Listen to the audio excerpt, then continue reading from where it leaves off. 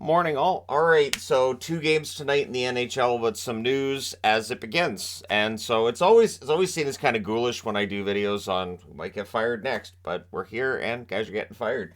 So there's 2 games tonight in the NHL. Very little impact on the standings with this, but there are still two matchups yet to be decided for round one. So it's 7:30 Eastern, 4:30 Pacific. The Buffalo Sabres are in against the Columbus Blue Jackets. Buffalo 41-33-7 on the season. Columbus 25-47-9.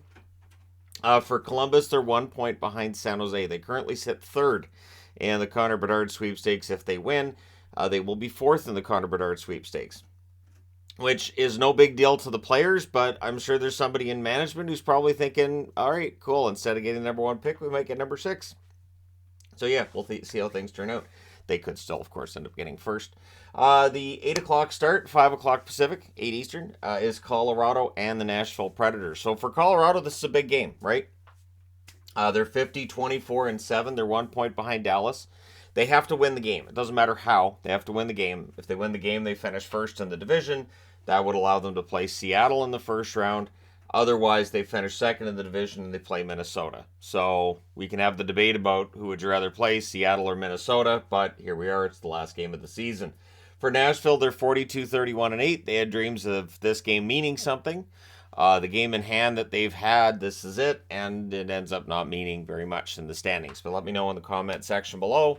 The final 2 games of the season, who do you think wins? Game number 1311, game number 1312. It is a long season.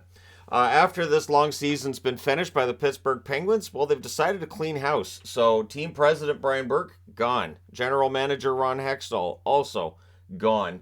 And assistant general manager Chris Pryor, gone. So, in the meantime, while they're looking for replacements, they have stated that Mike Sullivan will assist in managerial duties until those replacements are found. Which means Mike Sullivan, maybe he likes the managerial duties and he ends up, starting that transition eventually to a general manager. It does happen on occasion. Feels like it happens less often now, though, that we see a coach end up being a general manager later. We never see somebody doing both jobs. So after last night, we know who's playing who in 6 out of 8 cases. So Boston will play Florida. I've already seen the whole, they're going to flame out in the first round. I like it when people play the classics. So yeah, Boston and Florida. Toronto will play Tampa Bay. We knew that in November. But at any rate, Toronto has home ice advantage. We'll see how that goes. Carolina gets to play the New York Islanders. That will be a very defensive series. My guess is a lot of 2-1 and 3-2, and probably a lot of overtime. And then you've got New Jersey and the New York Rangers. That will probably be quite the opposite. Probably a lot of chances, pretty wide open, good, exciting, young, fast teams. That should be a fun one. And then out west, we have Vegas and the Winnipeg Jets. This one should be interesting because you have Hellebuck on one side and then Vegas on the other. Will it be Logan Thompson? Will it be Laurent Brossoit? Who will be the goalie? And then you have the Oilers and the Kings. We knew that one a while ago. However, the Oilers, with the run they went on to finish out the season, definitely made it closer than I think Vegas would have liked. But at any rate, Vegas wins the division. They win the West. The Oilers end up finishing second. They get to play a Kings team that hasn't quite looked as good over the last few weeks as they did prior.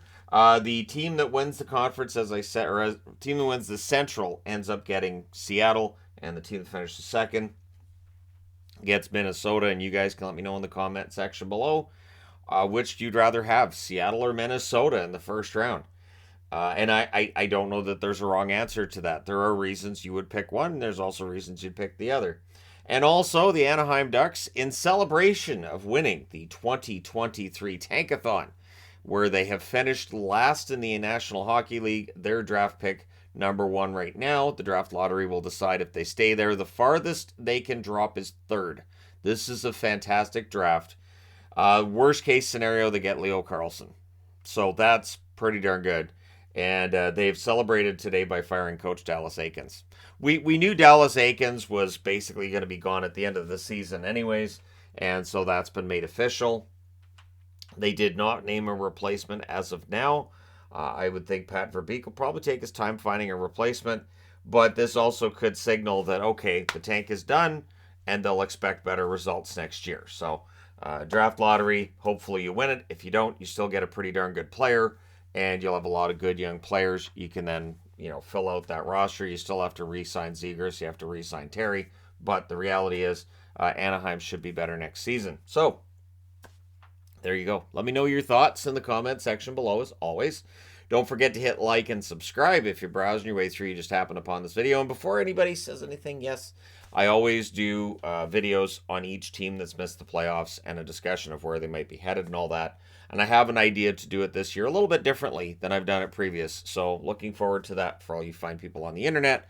Don't forget to hit like and subscribe if you're browsing your way through. You just happened upon this video. And yep, firing season has begun. I don't think this will be the end of it. There's other areas that I think we'll end up seeing firings and whatnot, and I'll be here to report on them when they happen. Unless it's when I'm at the Abbotsford Canucks game tonight against the Calgary Wranglers.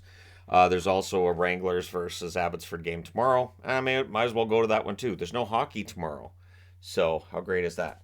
And it does look like the meetup I was going to be having tomorrow in Coquitlam, it looks like I am going to have to call that off because the weather still looks like it's going to be ugly. I don't generally pay much attention to the weather forecast until about 36 hours out from me wanting to go and do something, and it looks like it's telling me that I might as well not bother. So anyways, there you go. Let me know your thoughts, and I will talk to you again soon.